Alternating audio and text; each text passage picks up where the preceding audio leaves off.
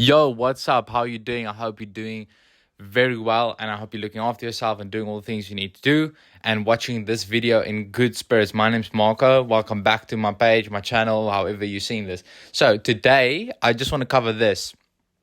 Consume content as a creator, aka how not to be a bomberclot. So, just a few notes on here. We need to avoid being mindless consumers, right? So, this is the most important thing. Reason being, you don't want to be like 90% of people, because if you do like the majority, you will have majority results, right? You'll live the same life as the 90%. Then the next thing you want to do is limit consumption. So, at the end of the day, you want to be watching things that and filling your mind with things that are educational, but also you don't want to go overboard and really, overload the dopamine. I would include with consumption that you are watching things that are long form. I'll get to the the shorts and the real stuff later on. But step number one, as you can see here, is to curate content. All right, that is your step number one. Make a new account on all social media. Make a new account on your YouTube. Make a new account on your Instagram, TikTok, whatever that may be, so that you can only subscribe/follow to relevant channels or pages, right? Relevant meaning things that are within your industry you're interested in, or within the niche that you're interested in, or something that's really your passion, something that's adding value to your life and something that you really enjoy doing, right? Then the next thing is to avoid shorts. And you can get a content blocker, right? So avoid scrolling through multiple pieces of content. You want to consume content, right? But you want to consume, like I said, long form content. So avoid those extra things about, popping up like little thumbnails under the video on the YouTube, or scrolling, because you just keep getting this massive wave and flooding of, content. And that's going to really kill your mind, no matter what type of content it is ultimately.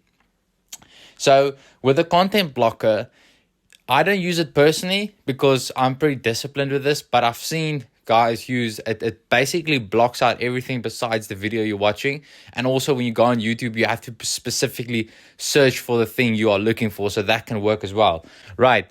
And then step number 2 is to learn while consuming. So while you are consuming content, you can be taking notes. All right. So what I like to do is I have a Notion. I usually, if I'm watching a YouTube video related to things that I'm interested in, or to do with my business, I'm learning stuff, I have a Notion pad open and I'm writing down any ideas. Or if I'm listening to an audiobook, what I like to do is in the gym, I'm listening to an audiobook, and if I hear something that really sticks out to me, what I'll do is I'll just take on my phone and make a quick note of that, and then later on I can go, research it further. And then the next one is memorize. So I don't use this as much, but you can. So just repeat the stuff that you've just heard. So if something, like I say, sticks out to you, you can repeat it to yourself to memorize it, And then the last one is apply to your life. So the information that you are consuming, try to find a relevant use for it as quick as possible. I find this is a great way to learn things. So whenever let's say I was listening to an audiobook on breathing. So what I did was I started practicing the techniques that I'm hearing in this audiobook, and I'm, using that specific, what they are telling me to do or recommending, I am doing. So this is a great way of learning while you consume. On this journey, there's going to be, you're still going to consume content. That's a given. It's not like, you become a creator or you become an entrepreneur and boom, I'm so disciplined, I can consume nothing. No, it does have its benefits. It does.